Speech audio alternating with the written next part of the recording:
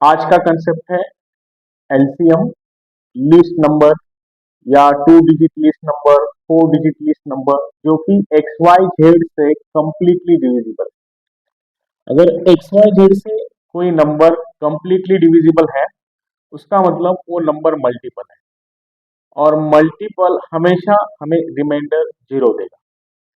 तो क्वेश्चन कैसे फ्रेम होता है देखो, find the list number which is completely divisible bye 3, 6, 7 और 9।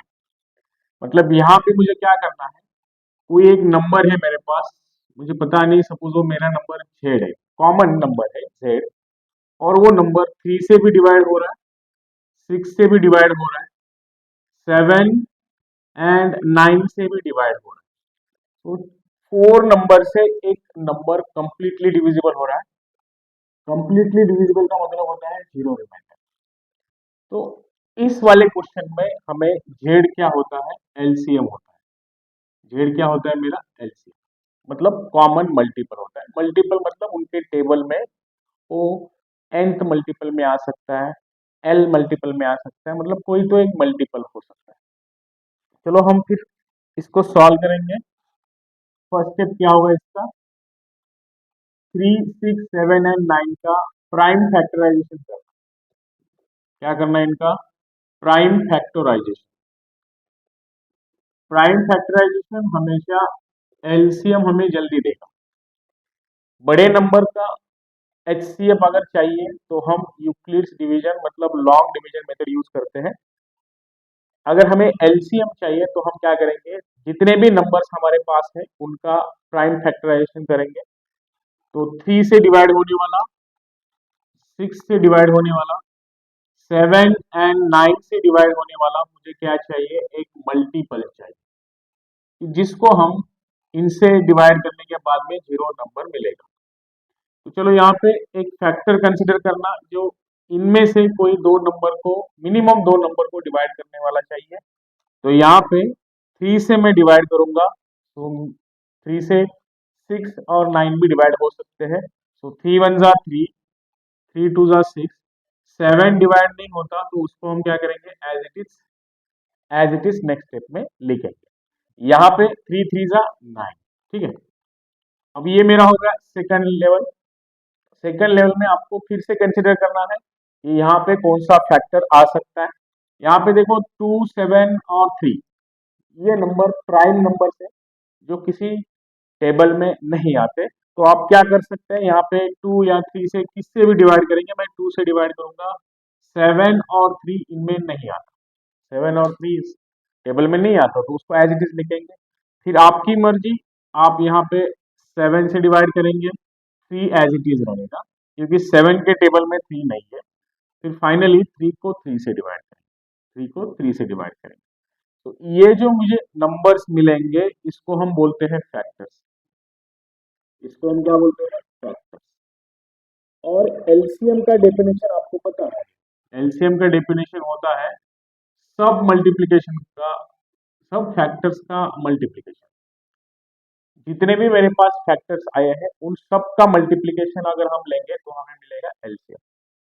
तो यहाँ पे 2373 हो गए, तो मेरे पास नंबर है 3273। तो इतने फैक्टर्स का हम क्या करेंगे, मल्टीप्लिकेशन करेंगे। इन सब का हम क्या करेंगे, मल्टीप्लिकेशन करेंगे। और मल्टीप्लिकेशन बाद में मुझे नंबर मिलेगा लिस्ट नंबर, जो कि पहला नंबर है, उसके बाद में और नंबर आ सकते हैं। तो 3 टू 6, 6 इंटू 21, 6 इंटू 21 मेरा नंबर आएगा 126। इसके बाद में 252 भी आ सकता है, इसका third multiple, fourth multiple, fifth multiple, ऐसे बहुत सारे मल्टीपल यहाँ पे आ सकते हैं। लेकिन ये हमारा फर्स्ट है, इसको इसलिए हम इसको लिस्ट बोलते हैं। फर्स्ट है इसलिए हम इसको क्या बोलते हैं, लिस्ट बोलते हैं, ठीक है। तो इस टाइप के क्वेश्चन में बस एक चीज याद रखना है, कंप्लीटली डिविजिबल नंबर चाहिए। कंप्लीटली डिविजिबल नंबर, हमें नंबर से डिवाइड नहीं करना, नंबर को डिवाइड करना है। नंबर कंप्लीटली डिविजिबल बाय, तो इतने नंबर से वो डिवाइड होता है। तो ये केस याद रखना जेड ऊपर है और 3 6 7 9 जेड को डिवाइड करता है, इसलिए जेड मेरा होता है एलसीएम। इसलिए हमने क्या किया, प्राइम फैक्टराइजेशन यूज करके एलसीएम निकाला। सो ये मेरा होगा 126, जो कि first number which is completely divisible by given number. Now read the second question, same type का question, find the number completely divisible by given number. तो हमें फिर से नंबर्स दिए हैं जो कि मल्टीपल को डिवाइड करें। यहाँ पे बोला है लीस्ट नंबर, तो यहाँ पे आएगा हमारा लीस्ट नंबर। और कंप्लीटली डिविजिबल मतलब कि 10, 15, 21 एंड 35 मेरे क्या है, XYZ मतलब फैक्टर, इसलिए हमें मल्टीपल चाहिए। तो ये क्वेश्चन है हमारा एलसीएम का, और एलसीएम हम प्राइम फैक्टराइजेशन से इजीली सॉल्व कर सकते हैं। तो हम क्या करेंगे, फर्स्ट स्टेप में 10, 15, 21 एंड 35 का प्राइम फैक्टराइजेशन करेंगे।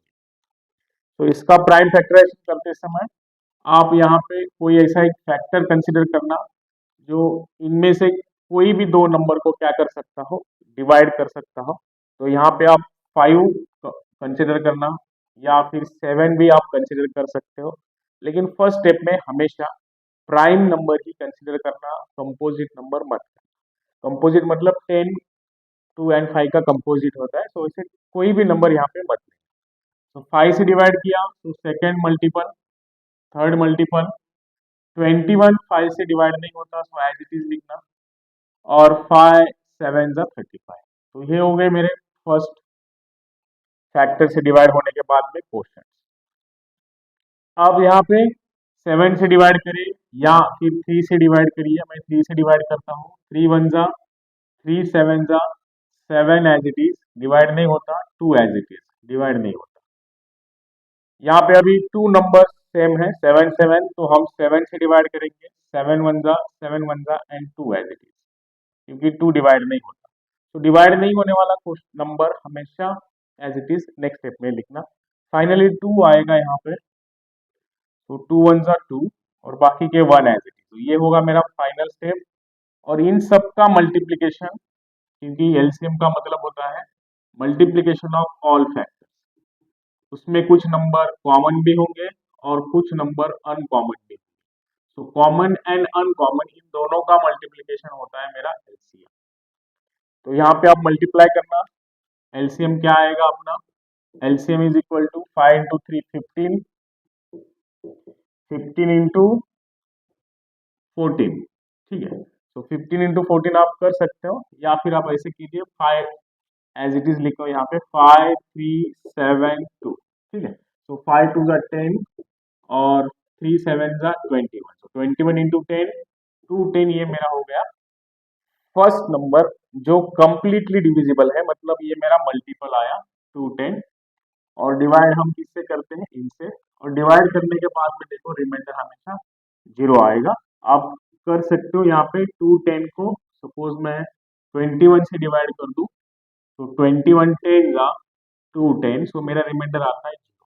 तो ये मेरा फर्स्ट नंबर है जो रिमाइंडर 0 देगा।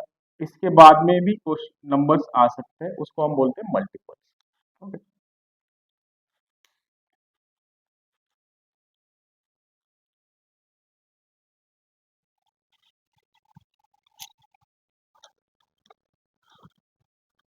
ये स्टूडेंट्स, अब नेक्स्ट क्वेश्चन में बोला है कि नंबर्स कंप्लीटली डिविजिबल तो होता है, लेकिन वो नंबर डिमिनिश बाय 2, मतलब जो भी नंबर मेरे पास है उससे हम क्या करेंगे, 2 सब्सट्रैक्ट करेंगे, और 2 सब्सट्रैक्ट करने के बाद में वो नंबर हमारा कंप्लीटली डिविजिबल होता है।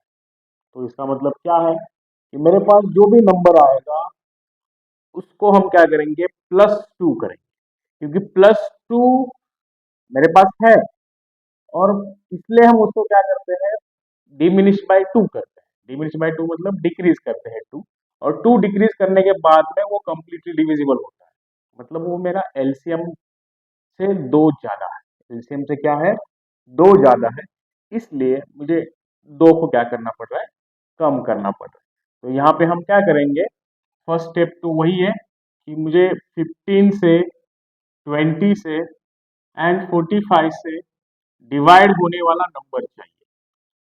इन तीनों से डिवाइड होने वाला नंबर मेरा एलसीएम होता है। तो आप क्या करेंगे, यहाँ का एलसीएम फाइंड करेंगे। 5 से डिवाइड करना, देखो 5 से डिवाइड करने के बाद में 5 3 जा, 5 4 जा एंड 5 9 जा आएगा।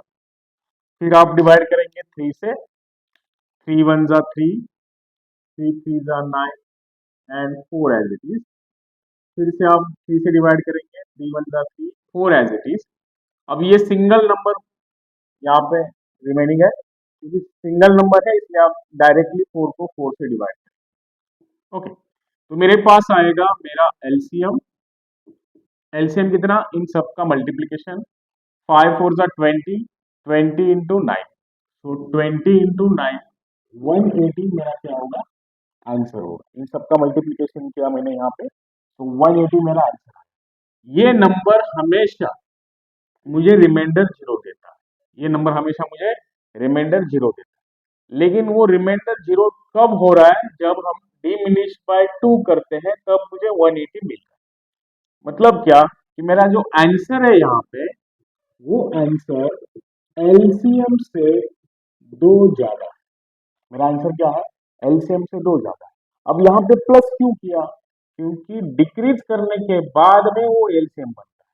डिक्रीज करने के बाद में वो कंप्लीटली डिविजिबल है, डिक्रीज करने के बाद में कंप्लीटली डिविजिबल है। इसलिए पहले तो आप एलसीएम निकालो और एलसीएम प्लस 2 करो, क्योंकि हमें हम डिक्रीज करते हैं। सो एलसीएम प्लस 2 अगर हम करेंगे तो मेरा आंसर आ रहा है 182।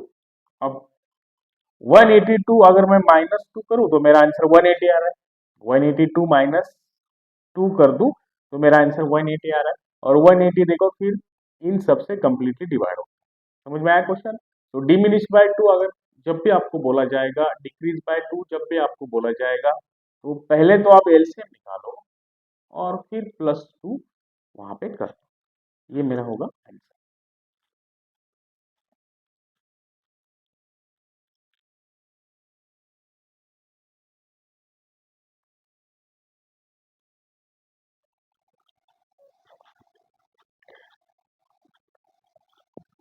अब वही क्वेश्चन है, लेकिन यहाँ पे इंक्रीज बाय 2 बोला है।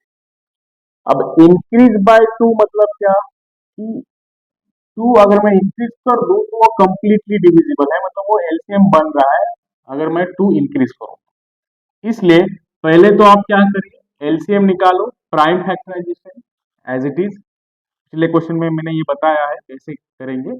एलसीएम निकालने के बाद में रिमाइंडर जीरो कब दे रहा है वो, अगर मैं इंक्रीज बाय 2 कर दूं, इंक्रीज बाय 2 करूं तो मुझे वो रिमाइंडर जीरो देता है, मतलब एलसीएम बनता है।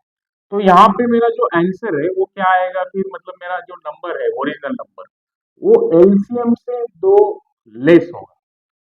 एलसीएम से 2 लेस होगा, तभी तो हम उसको इंक्रीज कर रहे हैं।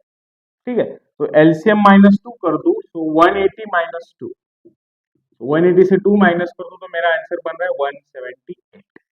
तो 178 अगर इंक्रीज हो गया 2 से तो वो कंप्लीटली डिवाइड होता है, मतलब वो एलसीएम बनता है।